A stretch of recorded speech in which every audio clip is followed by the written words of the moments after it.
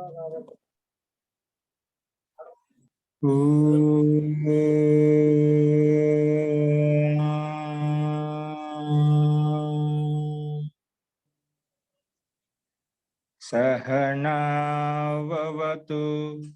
सहनौ भुनक्तु सह वीर्यं करवावहै तेजस्विनावधीतमस्तु मा विद्विषावहै। ओम शांति शांति शांति।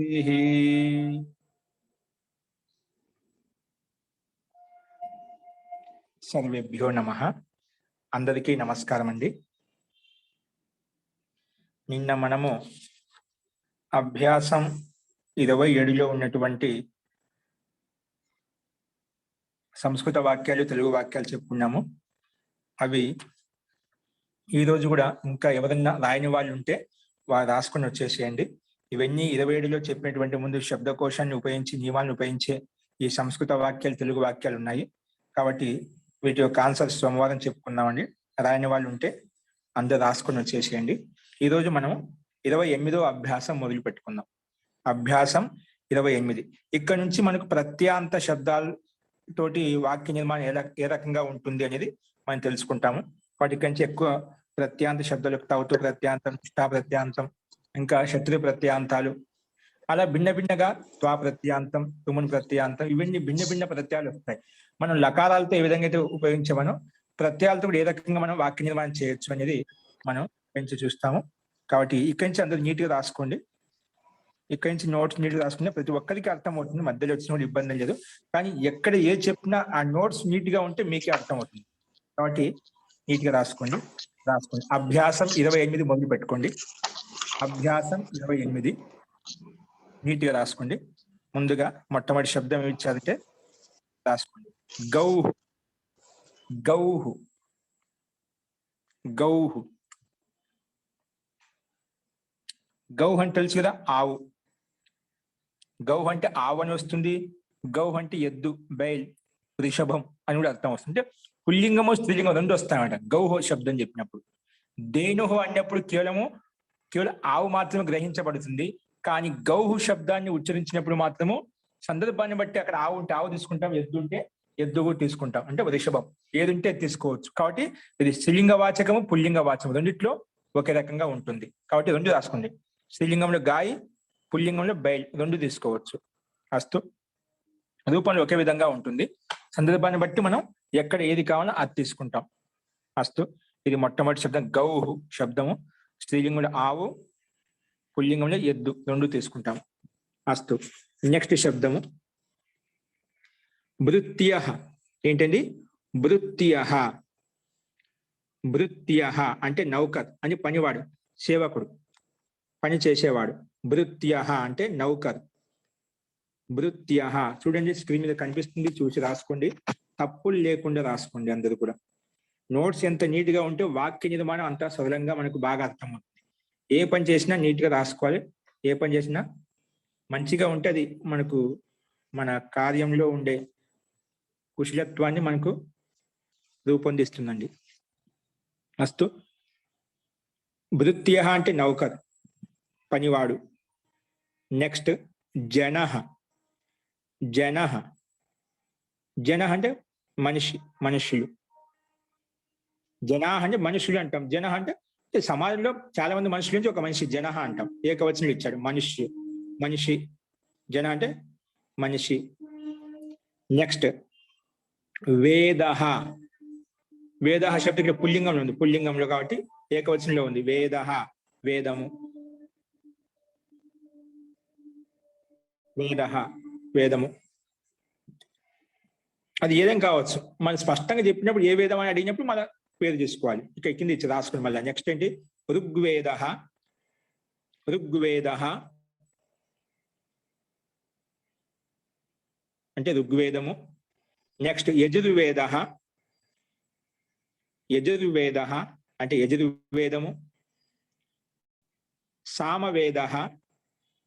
సామవేదః అంటే సామవేదము. నెక్స్ట్ అథర్వవేద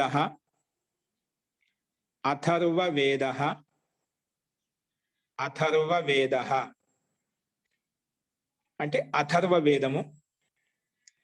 ఈ 4 వేదాలు: ఋగ్వేదము, యజుర్వేదము, సామవేదము, అథర్వవేదము.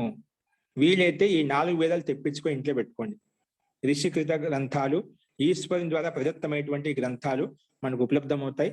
కాబట్టి ఈ గ్రంథాలను యథాశక్తి సామర్థ్యం ఉన్న వాళ్ళు అది తెచ్చుకొని ఇంట్లో పెట్టుకుంటే అతి ఉత్తమం. ఎప్పుడో ఒకసారి ఆ సంస్కరణ మనకు పడుతుంది. వీటిని చదువుకోవాలనే మనకు లోపల ప్రేరణ కలుగుతూ ఉంటుంది ఈ గ్రంథాలను. అస్తు. నెక్స్ట్ దేవః.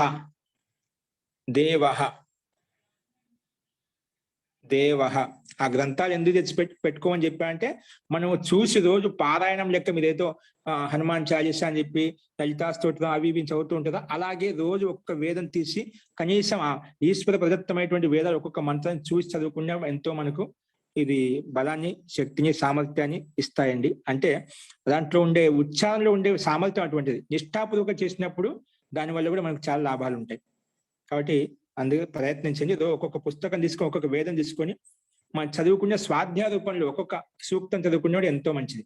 అది ఉచ్చారణపూర్వక కంఠంతో శుద్ధంగా ప్రయత్నం చేసి, మనకు బయట కూడా ఋగ్వేదంలో వేదమంతా ఎలా చెప్తారని చెప్పి మనకి వీడియోలు దొరుకుతాయండి.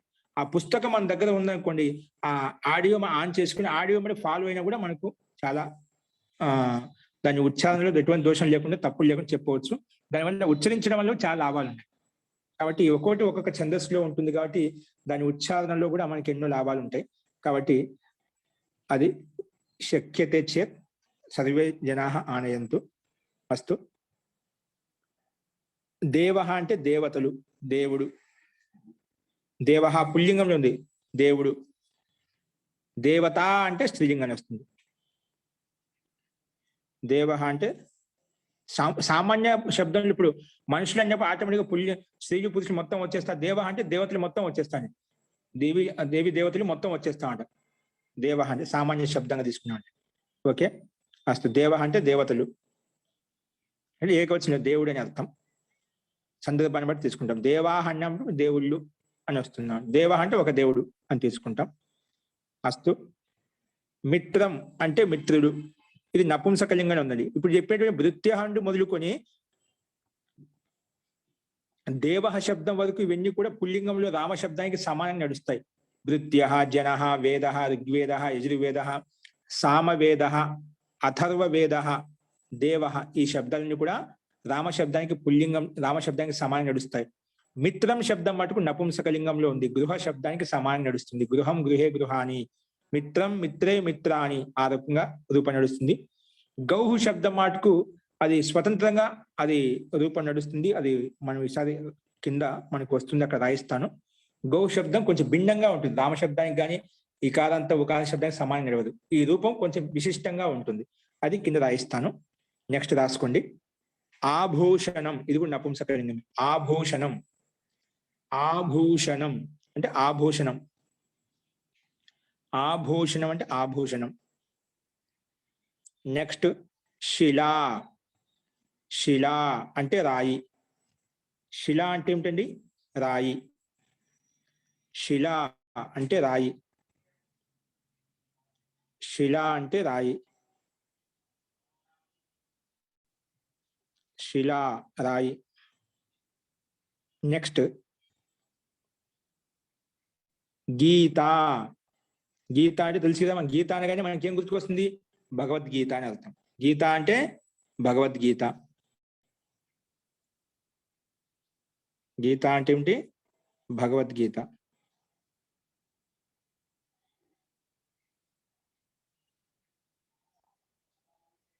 నెక్స్ట్ అండి వార్త. ఇది ఆభూషణం నపుంసకలింగంలో ఉందండి.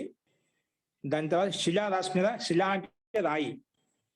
శిలా దీర్ఘ ఆకారంతో ఉంది. శిలా అంటే రాయి. శిలా అంటే రాయి. గీత అంటే భగవద్గీత అని అర్థం. గీత అంటే ఏమిటి? భగవద్గీత. గీత అంటే ఏమిటి? భగవద్గీత అని అర్థం. నెక్స్ట్ వార్త. వార్త అంటే ఏమిటి? సమాచారం. వార్త అంటే ఏ వార్త తీసుకొచ్చామండి అంటుంటాం, అంటే ఏ సమాచారం తీసుకొచ్చా అర్థం. వార్త అంటే సమాచారం. వార్త ఇది కూడా దీర్ఘ ఆకారం, స్త్రీలింగ శబ్దం.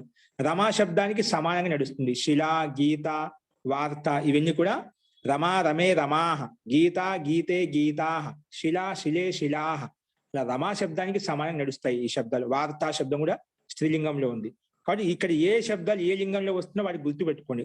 ఎక్కడెక్కడ చెప్పేస్తున్నాం ఏ లింగంలో ఉందని చెప్పి. అస్తు. ఇంతవరకు కొన్ని పుల్లింగ శబ్దాలు, స్త్రీలింగ శబ్దాలు, నపుంసకలింగ శబ్దాలు చూసాము. నెక్స్ట్ ధాతులు ఇచ్చాడు ఇక్కడ. ధాతు రాసుకోండి. ధాతులు మొట్టమొదటి ధాతు స్వప్ ధాతు. స్వప్. స్వప్ ధాతు అంటే నిద్రపోవడం. స్వప్ ధాతు నిద్రపోవడం. దీని రూపం వచ్చేసి ఇది పరస్పర ధాతు. రాసుకోండి.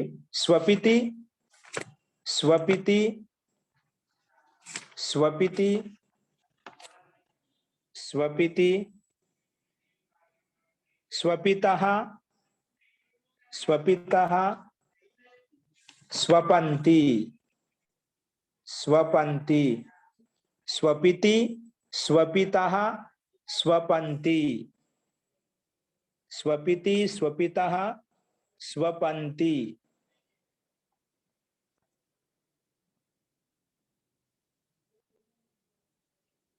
స్వపంతి.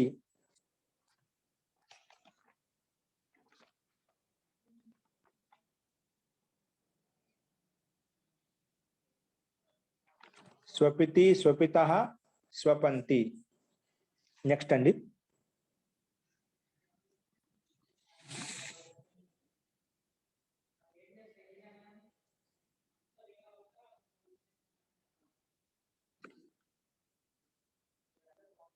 నెక్స్ట్ ధాతు రాసుకోండి. ఆస్ ధాతు అండి. ఆస్. ఆస్ అంటే కూర్చోవడం అండి. ఆస్ అంటే ఏమిటి? కూర్చోవడం. ఆస్ ధాతు కూర్చోవడం. కూర్చోవడం. ఆస్ అంటే కూర్చోవడం. ఇది ఆత్మనేపథ ధాతు అండి. ఇది రాసుకోండి. రూపం వచ్చేసి ఆస్తే, ఆస్తే, ఆసాతే, ఆసాతే, ఆస్తే, ఆసాతే, ఆసతే, ఆస్తే, ఆసాతే, ఆసతే, ఆస్తే, ఆసాతే, ఆసతే, ఆస్తే, ఆసాతే, ఆసతే. ఇది ప్రథమ పురుషంలో చెప్పాను ఒక రూపము. ఇది మొత్తం ఇదే విధంగా ఇది కూడా మొత్తం 10 లెక్కలు రాసుకోండి. ఇక్కడ ఏ ధాతులు వస్తున్నాయో ఆ ధాతులు మొత్తం మీకు గ్రూపులలో ఉన్నాయండి. మీకు చెప్పాను ధాతు రూపుమాల అని చెప్పి మీరు యాప్ డౌన్లోడ్ చేసుకోండి. ఏది?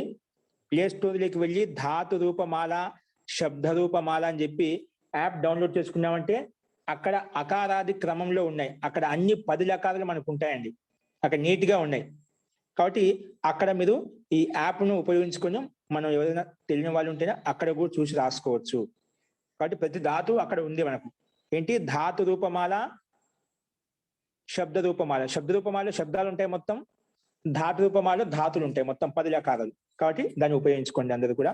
ఫస్ట్ ఇక్కడ మనం గ్రూపులు పెడుతున్నాము. మనకి ఎందుకు మీ దగ్గర రచనానువాద కౌముది ఉంటే ఇందులో నేర్చుకున్నా చాలు. మనకి ఎక్కువ అవసరం లేదు. దాంట్లో ఎక్కువ ఉంటాయి. మనకి ఈ రచనానువాద కౌముది ఏ ధాతులు వస్తున్నాయో వాటిని మటుకు ఒకసారి రాసుకోండి. పుస్తకాలు రాసుకున్నా చాలు. కంఠస్థం తర్వాత విషయం. రాసినా కూడా మనం ఏ సాహిత్యం చదువుకున్నా, ఏ భగవద్గీత, ఏ రామాయణ, మహాభారత, ఏ గ్రంథాలు చదువుకున్నా కూడా శాస్త్రానికి సంబంధించి మనకు వాటి మీద ఒక అవగాహన వచ్చేస్తుంది. దాన్ని అర్థం చేసుకోవడం సులభంగా ఉంటుంది. అందుకే అది మర్చిపోవద్దు. ఏ ధాతు వస్తే దాన్ని వెంటపడి రాసుకుంటూ ఉండండి. అదే మీ ముఖ్య ఉద్దేశం ఇక్కడ. అటు రాసుకున్నప్పుడే మనకి విశిష్టమైన లాభాన్ని పొందగలుగుతాం. ఈ శాస్త్రం నుండి చాలా లాభాలు ఉన్నాయండి. అస్తు. నెక్స్ట్ రాసుకోండి. నెక్స్ట్ వచ్చేసి అవ ప్లస్ గమ్ ధాతు అండి.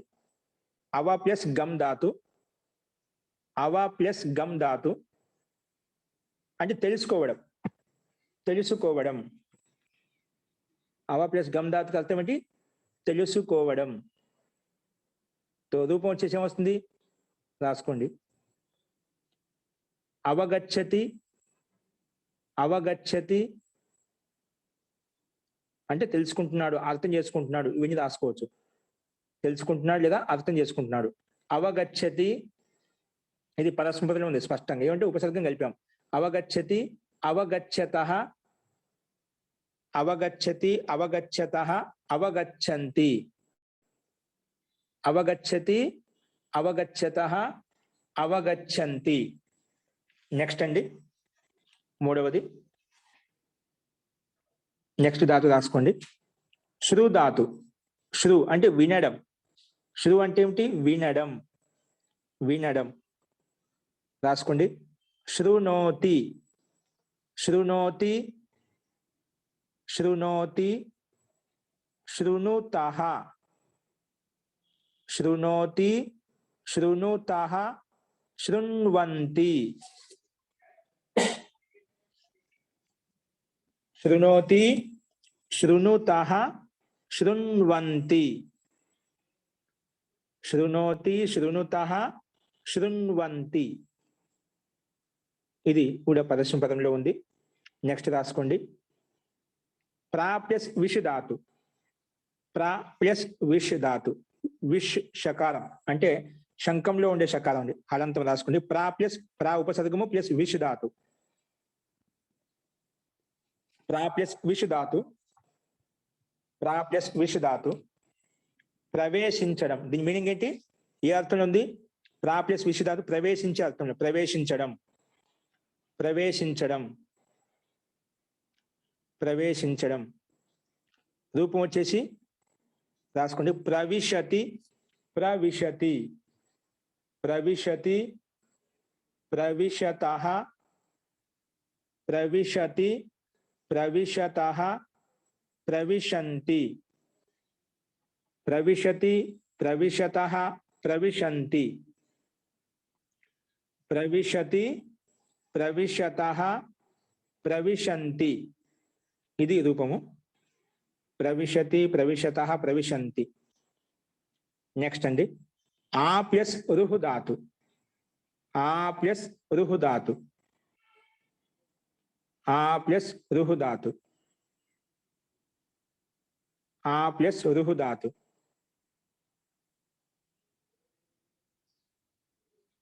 ఆ ప్లస్ రుహు ధాతు.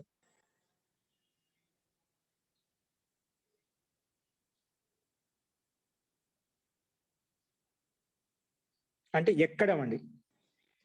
ఎక్కడం లేదా మొలకెత్తించడం. ఉగాన ఒకటి ఏదైనా చెట్లు ఆరోహణం చేస్తుందో, పర్వతాలు ఆరోహణం చేసిన చెట్లు ఎక్కడం, అట్లా ఎక్కే అర్థంలో ఎక్కడం. ఇంకా మొలకెత్తించడం, ఏదైనా విత్తనాలు పొలంలో వేసి మొలకెత్తేలా చేస్తాం కదా, అలాగా మొలకెత్తించడం. రూపం వచ్చేసి ఆరోహతి రాసుకోండి. ఆరోహతి, ఆరుహతః, ఆరుహంతి. ఆరోహతి, ఆరుహతః, ఆరుహంతి. ఆరోహతి, ఆరుహతః, ఆరుహంతి. ఆరోహతి, ఆరుహతః, ఆరుహంతి. నెక్స్ట్ అండి. ఉత్తు ప్లస్ త్రు ధాతు అండి. ఉత్తు ప్లస్ త్రు ధాతు. ఉత్తు ప్లస్ త్రు ధాతు. ఉత్తు ప్లస్ త్రు ధాతు.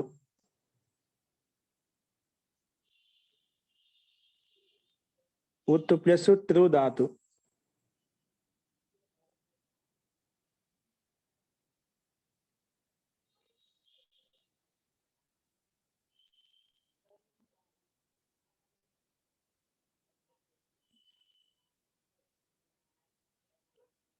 రాసుకుంటే ఈ రూపం వచ్చేసి అంటే ఒడ్డుకు చేరడం. ఒడ్డుకు చేరడం లేదా ఉత్తీర్ణుడు కావడం. ఒడ్డుకు చేరడం లేదా ఒడ్డుకు చేరడం లేదా ఉత్తీర్ణుడు కావడం. ఉత్తీర్ణుడు కావడం అంటే పాస్ అవ్వడం అనమాట. ఉత్తీర్ణుడు కావడం. రాసుకోండి. ఉత్తరతి, ఉత్తరతి, ఉత్తరతః, उत्तरन्ति नहीं सॉरी उत्तारयति राయండి उत्तारयति उत्तारयतः उत्तारयन्ति उत्तारयति उत्तारयतः उत्तारयन्ति అంటే ఉత్తరతు రాసుకోవచ్చు కాబట్టి నిజంతగా ప్రయోగం చూపించాడు అందుకే అది రాశాం उत्तारयति उत्तारयतः उत्तारयन्ति దీని అర్థం ఏం చెప్పాను ఒడ్డుకు చేరడం లేదా ఉత్తీర్ణుడు కావడం పాస్ అవ్వడం అస్తు నెక్స్ట్ రాసుకోండి ప్రా ప్లస్ ఆప్ ధాతు ప్రా ప్లస్ ఆప్ ధాతు అండి ప్రా ప్లస్ ఆప్ ధాతువుగా రాసుకోండి పొందటం అండి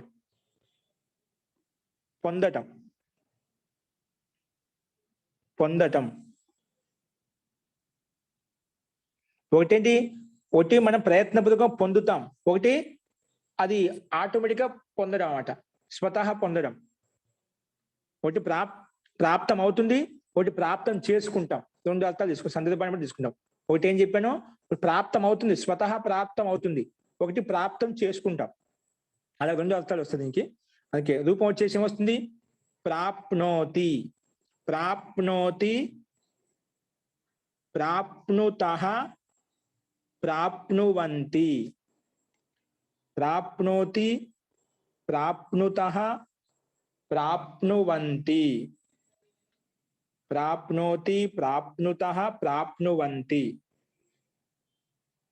ఇవన్నీ ధాతులు కూడా మన ఈ రచనానువాద కౌముదిని ఎన్నికవైపు పృష్ఠవైపు పరిశిష్టంలో ఉన్నాయండి ఇవన్నీ ఒక దీంట్లో ఉండే నేర్చుకుంటే చాలా మిగతా ఏం చదవాల్సిన అవసరం దాదాపుగా మనకు ఏవైతే ఉన్నాయో ఇప్పుడు చెప్పిన గ్రంథాలు గీత రామాయణ మహాభారత గ్రంథాలను అనాయాసంగా చదువుకోవచ్చు ఇక్కడ ఉండే ధాతులు చదువుకుంటే చాలు ఎందుకంటే అత్యంత ముఖ్యమైనవి ఉపయోగపడేటివి అన్ని దీంట్లో ఇచ్చామన్నమాట దీంట్లో ఇవ్వబడ్డాయి అన్నమాట అందుకే ఇవి నేర్చుకోండి ప్రాప్నోతి ప్రాప్నుతః ప్రాప్నువంతి ఇది రూపము ప్రాప్నోతి ప్రాప్నుతః ప్రాప్నువంతి అస్తు అండి నెక్స్ట్ రాసుకోండి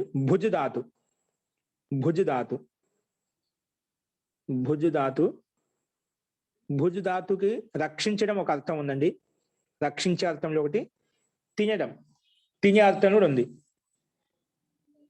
తినటం తినే అర్థం కూడా ఉంది అన్నమాట రక్షించడం లేదా తినటం సందర్భాన్ని బట్టి ఎక్కడ ఏది తీసుకోవాలో అది తీసుకుంటాము అస్తు రూపం వచ్చేసి భోజయతి భోజయతః భోజయంతి భోజయతః భోజయంతి భోజయతి భోజయతః భోజయంతి భోజయతి భోజయతః భోజయంతి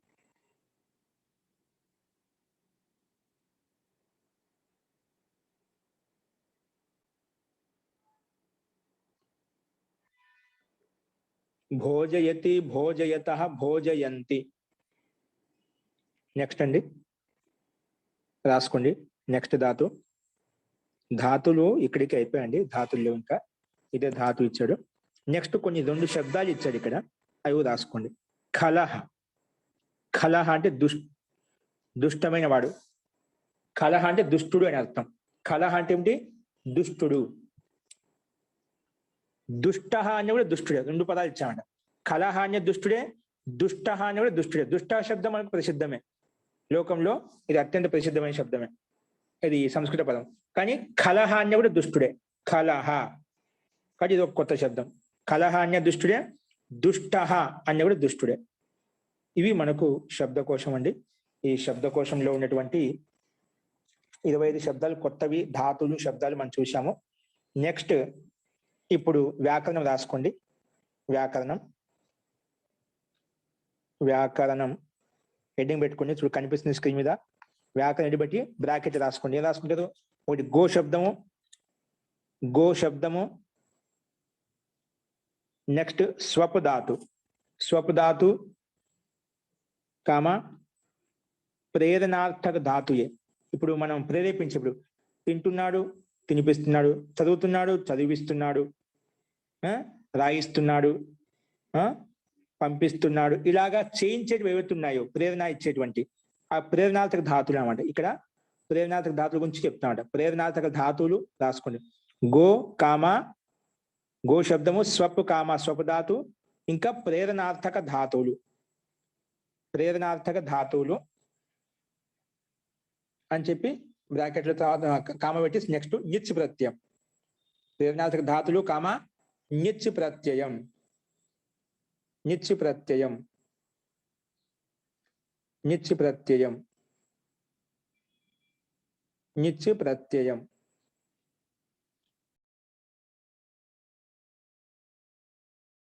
నిచ్ ప్రత్యయం.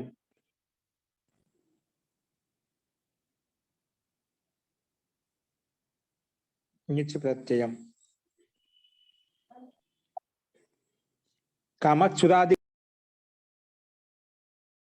గణం పెట్టుకోండి. చురాది గణం, నిచ్ ప్రత్యయం కామ చురాది గణం. ఓకే, అస్తు.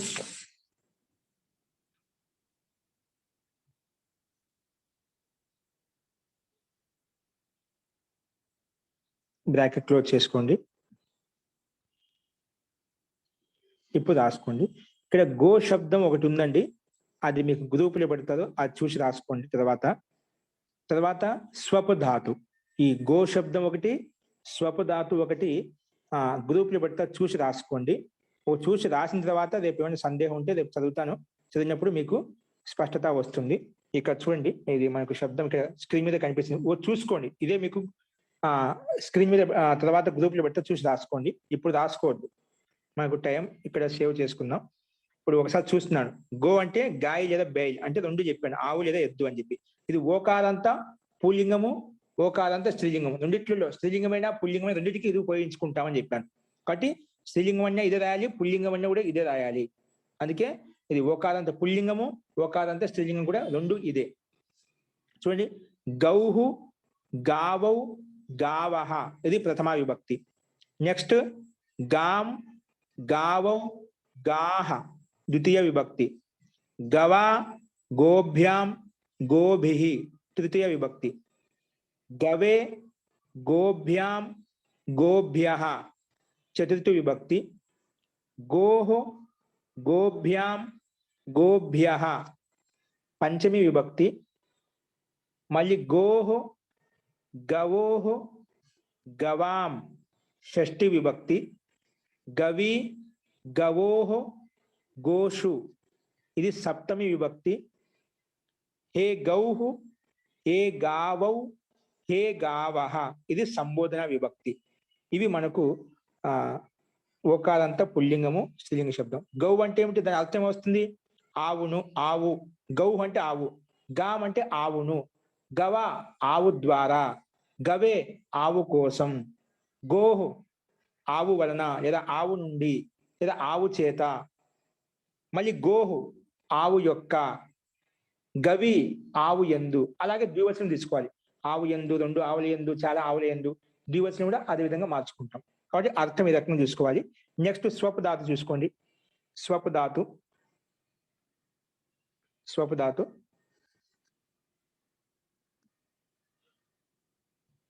ఇప్పుడు మనకు ఇక్కడి నుంచి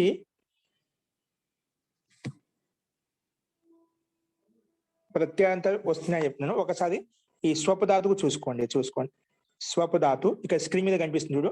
ఒకసారి చదివితే మీకు రాసుకోవడం సింపుల్ గా ఉంటుందని చెప్తున్నాను. తర్వాత గ్రూపులు చూసుకొని రాసుకోండి. మొట్టమొదటి లట్ లకారం తెలుసుగా, వర్తమాన కాలం చెప్పేటప్పుడు ఈ లకారం ఉపయోగిస్తాం. స్వపితి, స్వపితః, స్వపంతి. స్వపితి, స్వపితః, స్వపంతి. మధ్య పురుషంలో స్వపిసి, స్వపితః, స్వపిథ. స్వపిమి, స్వపీవః, స్వపీమః. ఇది లట్ లకారం అండి. క్రమంగా మనకి లట్ లిట్ వస్తుంది, కింద ఇచ్చానండి. సుస్వాప ఏంటండి కింద. సుస్వాప, సుస్వాప, సుసు పతుః సుషుపుః సుస్వాప సుషుపతుః సుషుపుః. మధ్యమ పురుషంలో సుస్వపిథ సుస్వపిథ సుస్వపథు సుస్వపథ. ఇక్కడ 2 రూపాయలు ఇచ్చాడు. సుస్వపిథ సుస్వప్థ సుస్వప్థ 2 రూపాయలు. మనం రాసుకుంటే మనకు ఎక్కడ ప్రయోగాన్ని బట్టి ఇది మధ్యమ పురుషం యొక్క ఏకవచనం చెప్పి ఐడెంటిఫై చేసుకోవచ్చు. కానీ 2 రాసుకోండి. సుస్వపిథ సుస్వప్థ సుస్వప్థ. నెక్స్ట్ సుషుపథు సుషుపథు సుషుప సుషుప. మళ్ళీ ఉత్తమ పురుషంలో సుస్వాప సుస్వప సుస్వాప సుస్వప. ఇక్కడ 2 రూపాయలు ఇచ్చాడు. మళ్ళీ మధ్యమ పురుషంలో ద్వివచనంలో సుసుపివ సుసుపిమ. మళ్ళీ ఒకసారి ఉత్తమ పురుషం చెప్తున్నాను. సుస్వాప సుస్వప సుసుపివ సుసుపిమ. ఇది మనకు ఉత్తమ పురుషంలో లిట్ లకారం యొక్క రూపం ఈ రకంగా ఉంటుంది. ఇది పరోక్ష భూతకాలం తెలుసు కదా. పరోక్ష అంటే రామాయణ మహాభారతంలో జరిగినటువంటి విషయాల గురించి చెప్పేటప్పుడు ఇక్కడ చెప్పాలి. అస్తు. నెక్స్ట్ లట్ లిట్ తర్వాత లుట్ లకారం. లుట్ అంటే అనద్యతన భవిష్యత్ కాలం, రేపు ఎల్లుండి జరగబోయేది. రూపం ఎలా ఉంది? లుట్ లకారంలో స్వప్త స్వప్తారో స్వప్తారః. ఇక్కడ ఒకటే రూపం ఇచ్చాడు, మిగతా మనం అర్థం చేసుకోవాలి. స్వప్త స్వప్తారౌ స్వప్తారః స్వప్తాసి స్వప్తాస్థః స్వప్తాస్థ స్వప్తాస్మి స్వప్తాస్వః స్వప్తాస్మః. ఈ రకంగా ఉంటాయి. నెక్స్ట్ లిరుట్టు లకారం అండి. ఇది అద్యతన భవిష్యత్ కాలం, అంటే ఈ రోజు జరగబోయేటువంటి భవిష్యత్ కాలం. రూపం ఎలా ఉంటుంది? స్వప్స్యతి స్వప్స్యతః స్వప్స్యంతి. మళ్ళా స్వప్స్యసి ఇక్కడ ఇవ్వలేదు, మనం రాసుకోవాలి, సింపుల్ గా ఉంటుంది కాబట్టి ఇవ్వలేదు. స్వప్స్యసి స్వప్స్యథః స్వప్స్యథ స్వప్స్యామి స్వప్స్యావః స్వప్స్యామః. ఈ రకంగా ఉంటాయి. నెక్స్ట్ లోట్ లకారం అండి. లట్ లిట్టు లుట్టు లిట్టు తర్వాత క్రమంలో ఏమొస్తుంది? లోట్ లకారం. ఆజ్ఞ ఇవ్వడం, ఆజ్ఞ తీసుకునే అర్థంలో ఇది తీసుకుంటాము. స్వపితు స్వపితాం స్వపంతు స్వపిహి స్వపితం స్వపిత స్వపాని స్వపావ స్వపామ స్వపాని స్వపావ స్వపామ. ఇది లోట్ లకారం. నెక్స్ట్ లంగ్ లకారం చూడండి. అశ్వపీత్. ఇక్కడ 2 రూపాయలు వచ్చాయండి. అశ్వపీత్ అనొచ్చు, అశ్వపత్ అని కూడా చెప్పొచ్చు. లంగ్ లకారం ఇది ఎప్పుడు? అనద్యతన భూతకాలం, అంటే నిన్న మొన్న జరిగిపోయినటువంటి విషయాన్ని చెప్పాలంటే ఈ లకారంలోకి వచ్చి చెప్తాం. అశ్వపీత్ లేదా అశ్వపత్ 2 రూపాయలు ఉన్నాయి, 2 రాసుకోండి. మళ్ళీ ద్వివచనంలో 1 ఇచ్చాడు. అశ్వపితాం అశ్వపితాం అశ్వపన్. మధ్యమ పురుషంలో అశ్వపీః అశ్వపః అశ్వపితం అశ్వపితం అశ్వపిత అశ్వపితం అశ్వపిత. ఇక్కడ మధ్యమ పురుషంలో ఏకవచనంలో 2 ఇచ్చాడు, 2 రాసుకోండి. అశ్వపీః అశ్వపః. మధ్యమ పురుషం ద్వివచనంలో బహువచనంలో 1 రూపం ఉంది, ఇబ్బంది లేదు. అశ్వపితం అశ్వపిత. నెక్స్ట్ ఉత్తమ పురుషంలో అశ్వపం అశ్వపం అశ్వపివ అశ్వపివ అశ్వపిమ అశ్వపం అశ్వపివ అశ్వపిమ. ఇది మనకు లంగ్ లకారం యొక్క రూపము. నెక్స్ట్ విధి లింగ్ రూపం అండి. విధి లింగ్ లింగ్ లకారం. ఇది కూడా ఆజ్ఞ ఇవ్వడం, ఆజ్ఞ తీసుకునే అర్థంలో ఉంది. లోట్ లకారము లింగ్ లకారం 2 ఒకటే అర్థంలో, కానీ శబ్దంలో మటుకు రూపంలో మటుకు తేడా ఉంటుంది. ఇక్కడ చూడండి.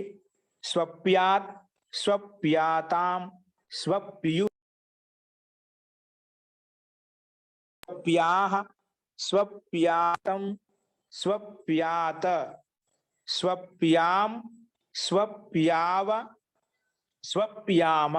ఈ రకంగా ఉంటాయి. నెక్స్ట్ లింగ్ లకారం తర్వాత ఆశీర్ లింగ్ అండి. ఏంటి? ఆశీర్ లింగ్. ఏంటండి? ఆశీర్ లింగ్. ఇక్కడ 1 రూపం ఇచ్చాడు, దాన్ని బట్టి మిగతా రాసేయచ్చు, సింపుల్ గా ఉంటుంది. చూడండి. సుప్యాత్ సుప్యాస్తాం సుప్యాసుః సుప్యాత్ సుప్యాస్తాం సుప్యాసుః సుప్యాః సుప్యాస్తం సుప్యాస్త సుప్యాసం సుప్యాస్వ సుప్యాస్మ సుప్యాత్ సుప్యాస్తాం సుప్యాసుః సుప్యాః సుప్యాస్తం సుప్యాస్త సుప్యాసం సుప్యాస్వ సుప్యాస్మ. ఇక్కడ ప్రథమ పురుషు ద్వివచనంలో సుప్యాస్తాం ఉంది, మధ్యం పురుషు ద్వివచనంలో సుప్యాస్తం. అక్కడ తాము ఇక్కడ తమ్ వస్తుందండి. అల్ప ప్రాణాలు రెండు, అక్కడ తాము ఉంది, ఇక్కడ తమ్ వస్తుంది అంతే మధ్యం పురుషు ద్వివచనంలో. అది గుర్తుపెట్టుకోండి. నెక్స్ట్ లుంగు లకారం అండి. ఇది ఆశ్రయలింగు ఆశీర్వాద ఇచ్చే అర్థంలో మాత్రం ఉపయోగిస్తాము. నెక్స్ట్ లుంగు లకారం అద్యతన భూతకాలం. ఈ రోజు జరిగిపోయిన భూతకాలం చెప్పాలంటే ఇదే ఉపయోగించాలి. కాబట్టి ఈ రోజు జరిగిపోయిన భూతకాలం లుంగు లకారం వస్తుంది.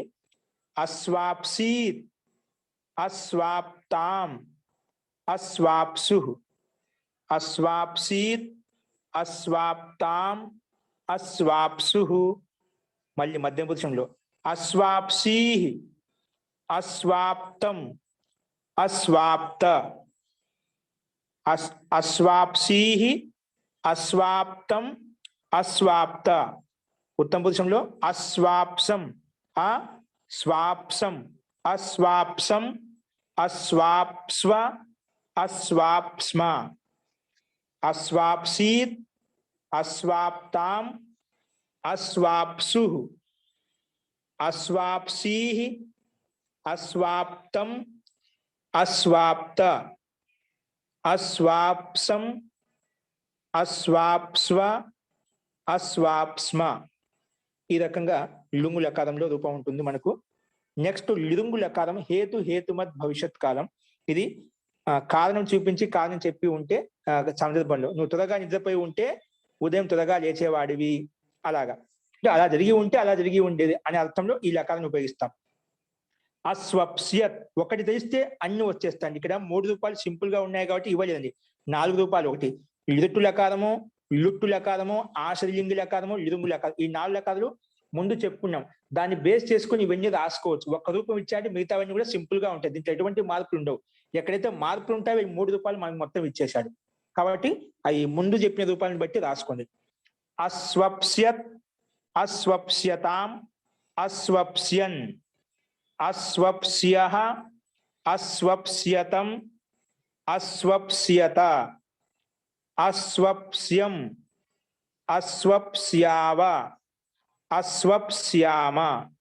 ఈ రకంగా మనకు రూపం నడుస్తుంది. అస్వప్స్యత్ అస్వప్స్యతాం అస్వప్స్యన్ అస్వప్స్యః అస్వప్స్యతం అస్వప్స్యత అస్వప్స్యం అస్వప్స్యావ అస్వప్స్యామ.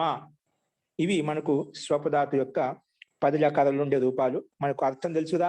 స్వపితి అంటే నిద్రపోతున్నాడు, స్వపితు నిద్రపోవాలి లోట్ లకారంలో, అస్వపీత్ నిద్రపోయాడు, స్వప్యాత్ నిద్రపోవాలి లుంగ్ లకంలో, అస్వాప్సీత్ అంటే నిద్రపోయాడు.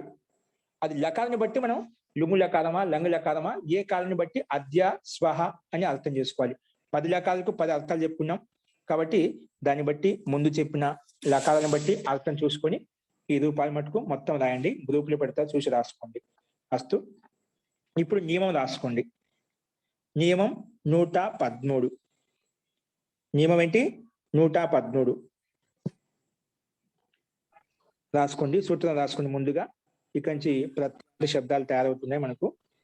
రాసుకోండి సూత్రము. సురాదిభ్యో నిచ్. నియమం 113.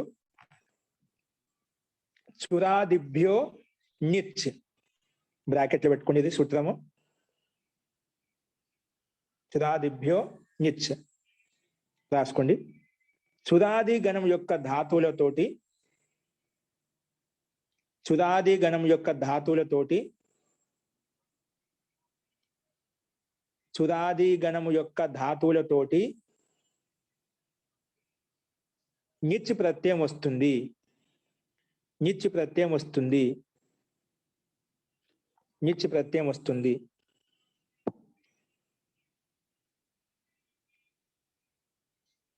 ఈ నిచ్ ప్రత్యయానికి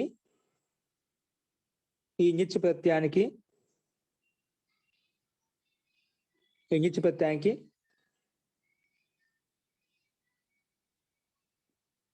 ఈ నిచ్ ప్రత్యయం కొన్ని చోట్ల ఈ నిచ్ ప్రత్యయానికి కొన్ని చోట్ల అయ కూడా వస్తుంది. అయ కూడా వస్తుంది.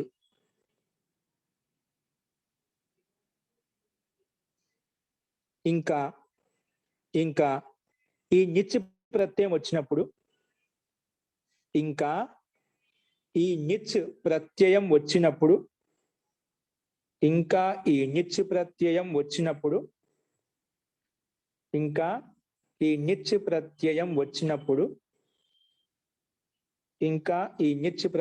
వచ్చినప్పుడు ధాతువునకు గుణము కాని వృద్ధి కాని వస్తుంది.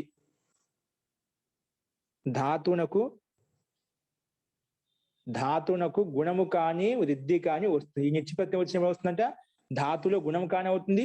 ఏదైతే ప్రాప్తం అదే అనమాట. ఏది ప్రాప్తమైతే గుణము, వృద్ధి ప్రాప్తమైతే వృద్ధి, అంటే రెండు అవకాశాలు ఉన్నాయి. ఈ ప్రత్యయం వచ్చినప్పుడు ధాతునకు గుణము కాని వృద్ధి కాని అవుతుంది. ఈ ప్రత్యయం వచ్చినప్పుడు ధాతువునకు గుణము కాని వృద్ధి కాని అవుతుంది.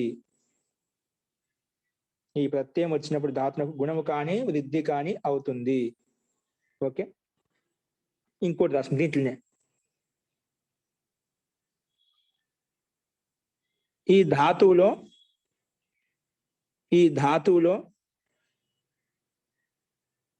ఒక పని చేయండి. ఈ నిచ్ ప్రత్యాంత ధాతువులు అండి. ఈ నిచ్ ప్రత్యయాంత ధాతువులో అంటే ధాతువు చేత నిచ్ ప్రత్యయం తీసుకొచ్చాం కదా, అది మొత్తం. ఈ నిచ్ ప్రత్యయాంత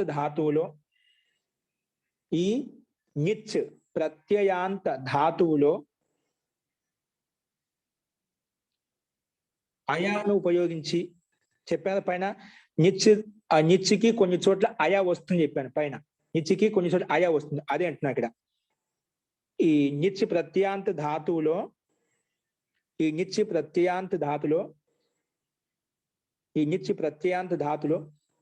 అయాను ఉపయోగించి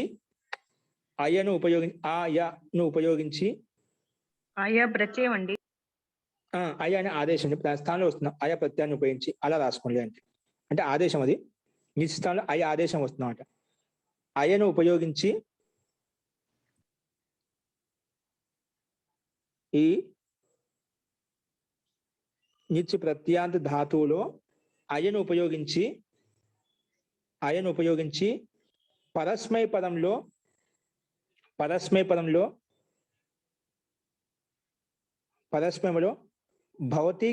భవతికి సమానంగా రూపం నడిపించాలి.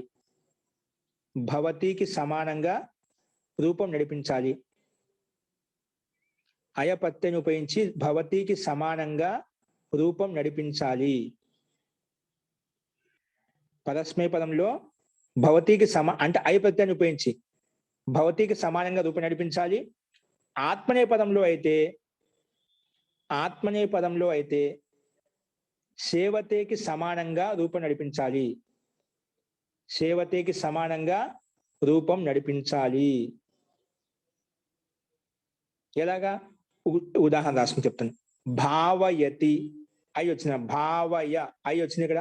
భావయతి అయి ఉపయోగించి పరస్మై పదంలో వస్తున్నాడు. అదే అయిని ఆత్మపదం రాసుకోవచ్చు. ముందు రాయండి. భావయతి, భావయత, భావయంతి. ఇంకా ఒక రూపం తెలిస్తే మిగతా అంతా పరస్మై పదంలో మన భవతికి సమానంగా మొత్తం రూపం నడిపించవచ్చండి. భవతి, భవత, భవంతి. అలాగే భావయతి, భావయత, భావయంతి, భావయసి, భావయథ, భావయత, భావయామి, భావయావహ, భావయామః. అలాగా రూపం నడుస్తుంది అన్నమాట. ఓకే, ఇది పరస్మై పదంలో. నెక్స్ట్ ఆత్మీయ పదంలో రాసుకోండి. భావయతే, భావయతే, భావయేతే, భావయేతే భావయంతే భావయతే భావయేతే భావయంతే భావయతే భావయేతే భావయంతే. ఇవి ఎలా తయారవుతుంది? భూధాతునకు నిత్య ప్రత్యయం తీసుకొచ్చినప్పుడు ధాతు గుణం అవుతుంది, నిత్య ప్రత్యయ అయి వస్తుంది. అలా అప్పుడు ఈ రెండు పనులు జరిగిపోయిన తర్వాత భావయతి భావయత భావయంతి అలా రూపం తయారవుతుంది. అందుకే నిత్య ప్రత్యాంత రూపాలు ఏమంట భావయతి భావయత భావయంతి. అలాగే ఆత్మపదంలో భావయతే భావయేతే భావయంతే సేమ్. అలాగే సేవతే సేవతే సేవంతికి సమానంగా మొత్తం 10 రకాలలో మనం అభ్యాసం చేసుకోవాలి. ఓకే, ఈ రకంగా ఉంటాయి. నిత్య ప్రత్యయం వచ్చినప్పుడు రూపాలు ఈ రకంగా ఉంటాయి, ఈ రకంగా చేసుకోవాలి. అలాగే పాఠయతి పాఠయత పాఠయంతి ఇవన్నీ అలా రాసుకోవచ్చు. కింద వస్తే మనం చూద్దాము, రాసుకోండి. నియమం 114 రాసుకోండి. నియమం 114. నియమం 114. చురాదిభ్యో నిత్య సూత్రం చేసి నిత్యపత్తి తెచ్చుకున్నాం. చురాదిగణంలో ఉండేటువంటి ధాతులు ఏవైతే ఉన్నాయో, చురాదిగణంలో ధాతు ఉంటే ఖచ్చితంగా ఈ నిత్యపత్యం వస్తుందన్నమాట. నెక్స్ట్ కొన్ని చోట్ల చురాదిగణంలో లేకపోయినప్పటికీ కూడా కారణం ప్రధానంగా ఉంటే అటువంటి సందర్భాల్లో కూడా వేరే సూత్రం చేత కూడా నిత్యపత్యం తెచ్చుకోవచ్చు. ఓకే, అంటే ఒకే చురాదిగణంలో ఉన్నప్పుడైతే పై సూత్రం ప్రకారంగా వస్తుంది చురాదిభ్యో నిత్య. ఒకవేళ చురాదిగణంలో లేదనుకోండి, అప్పుడు హేతుమతిచ అనే సూత్రం చేత మనం నిత్యపత్యం తెచ్చుకోవచ్చు. అస్తు. నియమం 114 రాసుకోండి. హేతుమతిచ హేతుమతిచ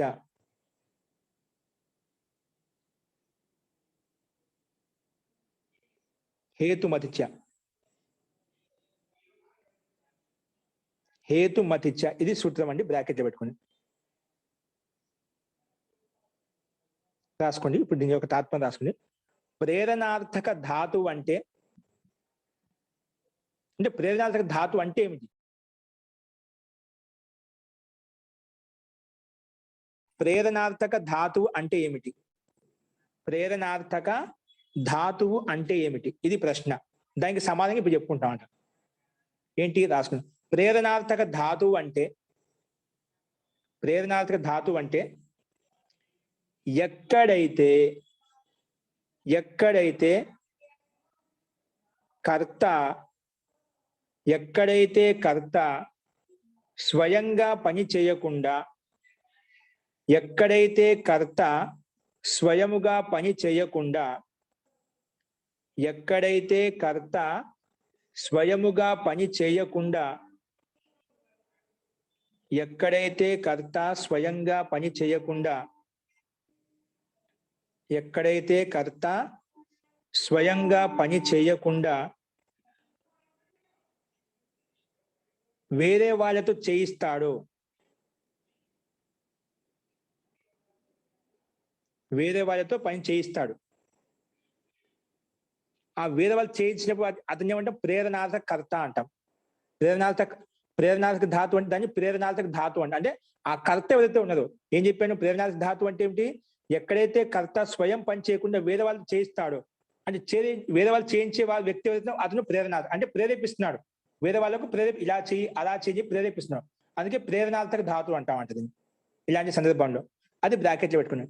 ఎక్కడైతే కర్త స్వయం పని చేయకుండా వేరే వాళ్ళతో చేయిస్తాడో, అది ఆ కర్త ఎవరైతే ఉన్నదో అతన్ని ప్రేరణార్థక కర్త అంటాము. అది ప్రేరణార్థక ఎవరైతే ప్రేరేపిస్తారో అతన్ని ప్రేరణార్థక కర్తగా భావిస్తాం. అలాంటి అర్థంలో నిత్యపత్యం వస్తుంది.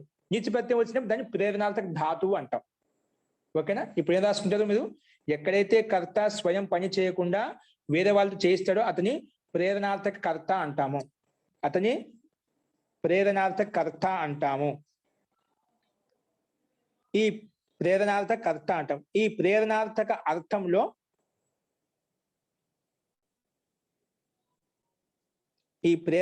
అర్థంలో ఏ ధాతువు చేత అయితే నిత్యప్రత్యయం తీసుకొస్తామో, ఏ ధాతువు చేత అయితే నిత్యప్రత్యయ ప్రేరణార్థక కర్త అంటాం అని చెప్పిన తర్వాత, ఈ ప్రేరణార్థక కర్త అర్థంలో ఏ ధాతువు చేత అయితే ఏ ధాతువు చేత అయితే నిచ్ ప్రత్యయం తీసుకొస్తామో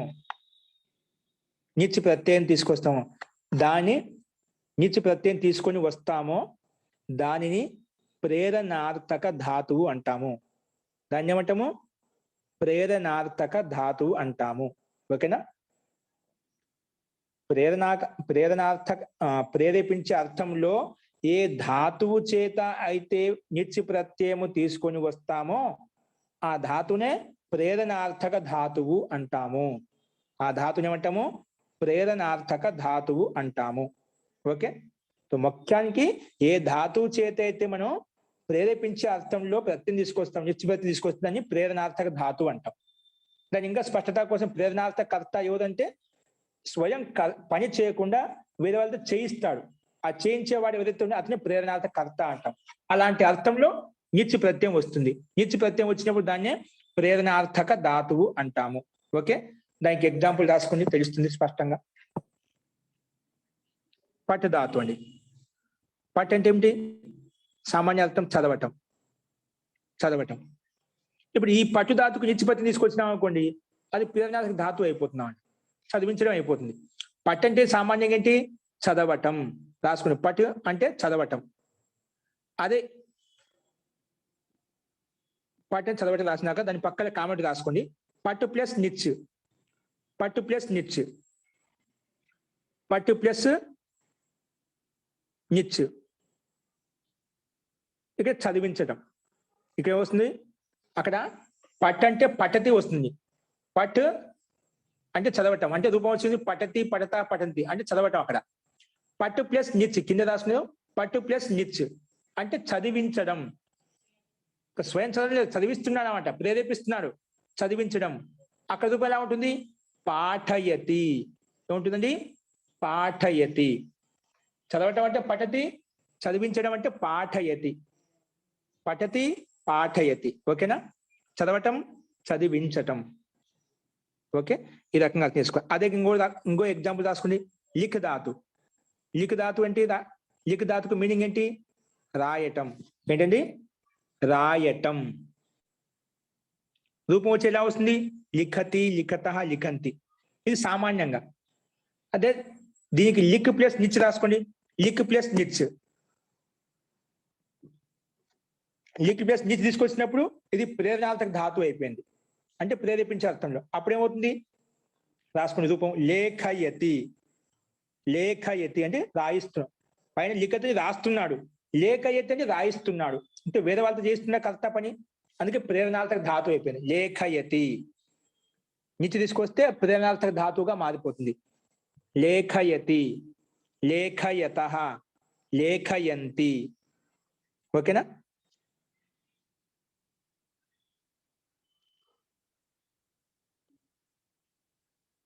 నెక్స్ట్ గమ్ ధాతు రాసుకున్న ఒక ఎగ్జాంపుల్. గమ్ ధాతు అంటే ఏంటి? వెళ్ళడం. వెళ్ళడానికి సామాన్యంగా ఉంది గచ్చతి రాస్తాం. గమ్కి అర్థం ఏంటి? వెళ్ళడం. రూపం వచ్చి ఏమొస్తుంది? గచ్చతి, గచ్చతః, గచ్చంతి. వెళ్తున్నాడు ఇక్కడ సామాన్యంగా. అదే పంపిస్తున్నాడు అనుకోండి, వెళ్తున్నాడు ఒకడు, స్వయం వెళ్ళకుండా వేరే వాళ్ళని పంపిస్తున్నాడు. అప్పుడు ఏమొస్తుంది? గమ్ ప్లస్ నిచ్ రాయండి కింద. గమ్ ప్లస్ నిచ్కి మీనింగ్ పంపిస్తున్నాడు. గమ్ ప్లస్ నిచ్ ఈజ్ ఈక్వల్ టు పంపిస్తున్నాడు, పంపిస్తున్నాడు. దాని రూపం ఎలా వస్తుంది? గమయతి, గమయతః, గమయంతి. అలాగే నడుస్తుంది. స్వయం వెళ్ళడం లేదు చూడండి, పంపిస్తున్నాడట. పైన గచ్చతి వెళ్తున్నాడు, గమయతి అంటే పంపిస్తున్నాడు, స్వయం వెళ్ళకుండా వేరే వాళ్ళని పంపిస్తున్నాడు, పంపించడం. గమయతి, గమయతః, గమయంతి. అలాగే ఎన్నైనా తీసుకోవచ్చు ధాతులు. ఓకేనా? సో నిచ్ ప్రత్యయం వస్తే అది ప్రేరణార్థక ధాతువు అయిపోతుంది. అలాగే అన్నిటికి తీసుకోవచ్చు. కరోతి చేస్తున్నాడు, కారయతి చేయిస్తున్నాడు. ఇక్కడ కురు ధాతు అన్నప్పుడు కరోతి వస్తుంది. కరోతి, కురు అంటే చేయటం. కరోతి, కురుతః, కురువంతి. అదే కురు ప్లస్ నిచ్ తీసుకొచ్చామనుకోండి, కురు ప్లస్ నిచ్ ఈజ్ ఈక్వల్ టు చేయించడం, చేయించడం. అప్పుడు ఎలా వస్తుంది? కారయతి, కారయతః, కారయంతి. ఇలాగా మనం చూసుకోవాలి. ఓకే, ఇది కూడా రాస్తుంది. కరోతి అంటే ఇది కురు ఈజ్ ఈక్వల్ టు చేయటం, కరోతి కురుతః కురువంతి రాయండి. మళ్ళీ కింద crew plus niche, crew plus niche అని చేయించడం, చేయించడం, చేయించడం. రూపం వచ్చేసి కారయతి, కారయతః, కారయంతి. అక్కడ చేస్తున్నాడు, స్వామి కరోతిని చేస్తున్నాడు, కారయతి అంటే చేయిస్తున్నాడు, కరోతి చేస్తున్నాడు, కారయతి చేయిస్తున్నాడు. నిచ్ ప్రత్యయం వచ్చినప్పుడు చేయిస్తున్నాడు అనే అర్థం వస్తుందన్నమాట. ఓకేనా?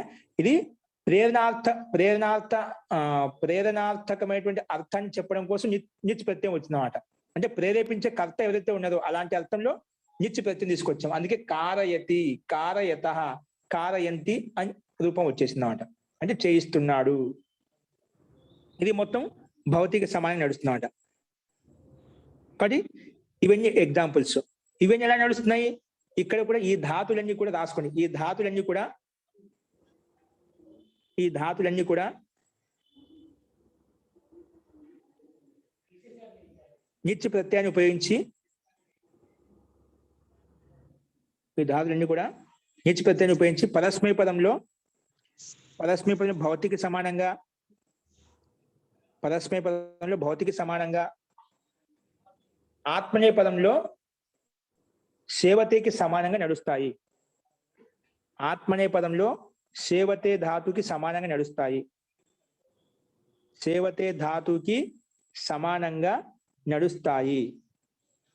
సేవతే ధాతుకి సమానంగా నడుస్తాయి. ఓకే, ఈ రకంగా ఇప్పుడు మనం కారయతే అని చెప్పిన ఆత్మలో కారయతే, కారయేతే, కారయంతే. అదేవిధంగా గచ్చధాతుకి చెప్పాం, గమయతే అని చెప్పాం, పంపిస్తున్నాడు. అదే ఆత్మపదంలో అయితే గమయతే, గమయేతే, గమయంతే శివతి ధాతుకు సమానంగానే. ఇంకేం చెప్పాము? లేఖయతి, రాస్తున్నాడు. అదే ఆత్మపదం లేఖయతే, లేఖయేతే, లేఖయంతే. అదే పఠధాతుకి పాఠయతి చెప్పాం, పాఠయతే, పాఠయేతే, పాఠయంతే. ఈ రకంగా మనకు రూపాలు నడుస్తాయి. పరస్మృపదంలో అయితే భౌతిక సమానంగా, ఆత్మనేయ పదంలో అయితే సేవతేకి సమానంగా రూపాలు నేర్చుకోవాలి. ఇందులో మనం ఒకటి నేర్చుకుంటే చూడండి, అన్ని సేవతే ధాతుకు సమానంగా. ముఖ్యమైనవి ఏవైతే చెప్తున్నానో, ఒకటి భూధాతు, ఒకటి సేవతే ధాతు, ఒకటి కొన్ని కృధాతు, ఒకటి అసధాతు, కొన్ని ముఖ్యమైన రూపాలు అండి. అవి బాగా బట్టామంటే దానికి ఆధారంగా చేసుకొని చాలా రూపాలు దీనికి సమానంగా నడుస్తాయి. కాబట్టి కొన్ని ముఖ్యమైనవి ఏవైతే చెప్తున్నామో అవి మటుకు పట్టేసింది. ఆ రూపాలు చాలా ఉపయోగపడతాయి మనకు. చూడు, సేవత నేర్చుకుంటే ఇవన్నీ రూపంలో కొంచెం తేడా ఉంటుంది, మిగతాదంతా ప్రక్రియ అంతా అదే విధంగా ఉంటుంది. భౌతిక సమానంగానే, సేవతకి సమానంగానే. కాబట్టి ఒకటి మీరు నేర్చుకోవాల్సిన పట్టాల్సిందంటే భూధాతు ఒకటి, సేవధాతు ఒకటి, కురుధాతు, అస్ధాతు, అలా కొన్ని ఉన్నాయన్నమాట. అవి నేర్చుకున్నట్టు దాన్ని మనకు రూపాలు నేర్చుకోవడం సులభంగా అవుతుంది. కొన్ని నేర్చుకుంటే దాన్ని ఆధారం చేసుకొని మిగతా రూపాలు కూడా మనం రాయడమైనా చదువుకోవడమైనా వాటిని ఐడెంటిఫై చేయడం సులభంగా ఉంటుంది. సో ఈ రకంగా మనము ఏం చేశాము, అభ్యాసం 28లో ఉన్నటువంటి 114వ నియమంలో మనము 114వ నియమంలో కొంత చెప్పుకున్నాము. ఇంకా నియమం పూర్తిగా అయిపోలేదు. ఈ నియమం పూర్తిగా అయిపోయిన తర్వాత నేను ఇంకా దీంట్లో కొన్ని అంశాలు కలిపేటి ఉన్నాయి, అది రేపు చెప్తా అండి. ఇప్పుడు ఈ పాఠం ఇక్కడ ముగిద్దాము. ఇంకెవరికైనా సందేహాలు ఉంటే పాఠం అయిపోయిన తర్వాత అడగండి. అస్తు మంత్ర పాఠ. ఇంకొకటి అండి, ఒక విషయం చెప్పడం మర్చిపోయాను. రేపు మనకు యజ్ఞం నడుస్తుంది 8 గంటల నుంచి 9 గంటల వరకు. మీకు అది దానికి యజ్ఞానికి సంబంధించినటువంటి ఏవైతే సామాగ్రి కావాలో అవి గ్రూపులో పెట్టాము. సాధ్యమైనంత వరకు యథాశక్తి అందరూ తెచ్చుకోండి. అందరూ ప్రయత్నం చేయండి రావటానికి. అంత అనుకూలంగా చేయకుండా వాళ్ళు ఏమైనా మీరు చూస్తానో చూడవచ్చు. కాబట్టి అంత కష్టమే ఉండదు, సింపుల్ గా ఉంటుంది. ఒకవేళ ముఖ్యంగా యజ్ఞం కుండం కావాలి, మనకు ఆవు నెయ్యి కావాలి, సామాగ్రి అంటావా మనకు యథాశక్తిని బట్టి చెప్పాను. మీ సామర్థ్యం ఉంటే అన్ని తెచ్చుకోండి. లేకపోతే ఇంట్లో బియ్యం ఉంటాయి, పంచదార ఉంటుంది, చిన్న చిన్న కొబ్బరి ముక్కలు, ఇంకా పూర్ణావతి సామాగ్రి అంటే ఒక 40-50 రూపాయలు ఇచ్చేస్తే, మనకు 100 రూపాయలు ఇచ్చేస్తే అవి దొరుకుతాయి. కొన్ని వేర్లు ఔషధాలు దొరుకుతాయండి. అవి కానీ మా ఇంట్లో ఇవి ఉంటాయి. ఏంటివి? తులసి మొక్కలు. అవి ఎండు బాగా ఆరిపోయి ఉంటేనా కొమ్మలు ఉంటే అవి కూడా పొడి చేసి మనం దీంట్లో కలుపుకొని వేసుకోవచ్చు. కాబట్టి కొన్ని నవధాన్యాలు ఉంటే అవి తీసుకోవచ్చు. వాటిని కలుపుకొని మిశ్రమం చేసుకొని మనం ఆవుతిగా ఉపయోగించుకోవచ్చు. ఇంకా బాదం, కిస్మిస్ ఇవన్నీ, జీడిపప్పు ఇవన్నీ ఉన్నాయి కదా, కొంచెం మనకు అది అక్కడ ఉన్నటువంటి సామాగ్రిలో కొంచెం ఇంకా వైశిష్టత తీసుకొని రావాలంటే కొంచెం ఇంకా ఇదిగా ఉంటుంది, అనుకూలంగా ఉంటుంది. ఇబ్బంది లేదు, మీ యథాశక్తిని బట్టి తెచ్చుకోండి. యజ్ఞకుండం అంటారా? యజ్ఞకుండం అనేది అది అనుకూలంగా ఉంటే మీరు తెచ్చుకోండి. లేకపోతే ఇటుకలతోటి మీరు చతురస్రాకారంలో నాలుగు వైపుల గోడలకు కట్టేసి, ఒక నాకు తెలిసి సింపుల్ గానే సరిపోతుంది. ఒక 5-6 ఇటుకలు అయితే సరిపోతుంది. అంటే 4 వైపులా 4 ఇటుకలు అంటే 8 ఇటుకలు, మొత్తం 10 ఇటుకలు అయితే సరిపోతుంది. ఆ ఇటుకలతో చుట్టూ కట్టుకొని మీరు మధ్యలో ఇసుక గాని మట్టి గాని పోసుకొని కింద అడుగు అంటుకోకుండా. ఇంకోటి మనకు అందులో సమిధులు ఏవి ముఖ్యంగా మామిడి పుల్లలు కానీ, మోదుగ పుల్లలు కానీ, రావి పుల్లలు కానీ, జమ్మి పుల్లలు కానీ అవి తెచ్చుకొని చిన్న చిన్న మనకు ఒక అంగుళం సైజు ఉండేటువంటి చిన్న చిన్న పుల్లలు అవి ఆ విధంగా సమిధులు తయారు చేసుకోండి. అవి పెట్టుకోండి. ఇంకా ముఖ్యమైన ఇవి కావాల్సింది. దానిపైన మీరు ఆవు పేడతో ఉంటేనా, అవకాశం ఉంటేనా ఆవు పేడతోటి మీరు దాన్ని బాగా లేపనం చేసుకోండి. ఒకవేళ లేని వాళ్ళు అవకాశం లేదు, దొరకదు మాకు అనుకుంటేనా పసుపు నీళ్ళతోటి కొంచెం కుంకుమ అలంకరించుకోండి. బాగా నీళ్ళతోటి బాగా కడిగి పసుపు నీళ్లు కుంకుమ చేసి కొంచెం అలంకరణ చేసుకోండి. యజ్ఞ వేదిక పైన ఆ విధంగా ప్రయత్నం చేయండి. ఆ విధంగా తయారు చేసుకోండి. రేపు అవన్నీ సామాన్లు మీ దగ్గర ఉంటేనే రేపు ఎలా చేయాలి, ఏ విధంగా చేయాలి అది మొత్తం మీకు అన్ని ఎక్స్ప్లెయిన్ చేస్తూ ఉంటాను. ఆ సామాన్లు తెచ్చిపెట్టుకుని యథాశక్తి. అప్పుడు అంత కష్టం ఉండదు, చూస్తూ ఉంటుంది. మీకు చేసేవాళ్ళు మీకు ఎదురుగా ఉంటారు కాబట్టి ఇబ్బంది ఉండదు. మీరు కొత్త వాళ్ళకు భయపడాల్సిన అవసరం లేదు. చేసిన వాళ్ళు ఎట్లా ఇంతకుముందు చేసాం కూడా వారిని చూసి మీరు నేర్చుకోవచ్చు. కాబట్టి ఒకటి నెయ్యి వేసుకోవడానికి స్పూన్ కొంచెం అగ్ని వేడిగా ఉంటుంది కాబట్టి మనకు ఇబ్బందికరంగా ఉంటే కొంచెం దానికి పెద్ద స్పూన్ ఉంటే పెద్ద స్పూన్ తీసుకోండి. లేకపోతేనా ఆ స్పూన్ కి కొంచెం ఏదైనా కట్టె మాది కట్టుకొని కొంచెం పెద్ద సైజు కట్టుకొని దూరంగా మనం వేయడానికి అనుకూలంగా ఉండే విధంగా అలా చేసుకోండి, ప్రయత్నించండి. స్పూన్ పెద్దగా ఉంటే మేలు. అంటే ఎక్కువ మంట మండినప్పుడు మనకు చేయి కాలకుండా చిన్న స్పూన్ అయితే ఇబ్బందికరంగా ఉంటుంది కాబట్టి దానికి ఏదైనా ఒక కర్ర లాంటిది కట్టి తయారు చేసుకోండి. లేదంటే పెద్ద స్పూన్ స్టీల్ దొరికితేనే తీసుకోండి. సో మీకు ఇంకా రేపు ఏ రకంగా చేయాలనేది చెప్తాను. ముఖ్యంగా యజ్ఞోపవీతాలు, ముఖ్యంగా రేపు సంస్కృత దివసం కూడా కాబట్టి రేపు యజ్ఞోపవీత పరివర్తన కూడా చేస్తారండి రేపటి దినం. కాబట్టి యజ్ఞ పరివర్తనం అంటుంది. ఎవరికైనా ఇంతకుముందు వేసుకునే వాళ్ళు ఉంటే అది పరివర్తన చేసుకోవచ్చు, కొత్తది వేసుకోవచ్చు. ఇంకా వేసుకునే వాళ్ళు ఉంటే కూడా మనం రేపు ధారణ చేసుకోవచ్చు యజ్ఞోపవీతము. కాబట్టి అది ఎంతో ఉత్తమమైంది. అది ఎందుకు ఉపయోగిస్తారు, దానివల్ల లాభాలు ఏంటి అనేది నేను రేపు చెప్తాను అండి. కాబట్టి ఆ యజ్ఞోపవీతం మనకు బయట దొరుకుతుంది, అది మీరు తెచ్చుకోండి. ఇంట్లో ఎంతమంది ఉంటే అందరు వేసుకోండి. ఇబ్బంది లేదు. దానివల్ల దాని లాభాలు రేపు చెప్తాను ఏంటి, ఎందుకు ఉపయోగిస్తామని చెప్పి. ఇంకా ఎవరైనా చేయవచ్చు. దంపతులు ఉంటే దంపతులు కూర్చోవచ్చు. ఇంట్లో ఒకరు ఉంటే ఒంటరిగా చేసుకోవచ్చు. ఆ రోజు మహిళలు శుద్ధంగా ఉన్నవాళ్ళు కూర్చోండి. మిగతా దూరంగా కూర్చోవచ్చు, ఇబ్బంది లేదు. కానీ అందరూ కూడా చేసుకోవచ్చు, అందరూ ఇబ్బంది ఏం లేదు. కాబట్టి ఈ రకంగా ప్రయత్నం చేయండి అందరూ కూడా. అస్తు. ఇంకెవరికైనా సందేహాలు అంటే మీరు అడిగితే నేను చెప్తా అండి. అస్తు అండి. ఇప్పుడు పాఠానికి సంబంధించి ఎవరికైనా సందేహాలు ఉంటే మా రేపు చూద్దామండి. మంత్ర పాఠ.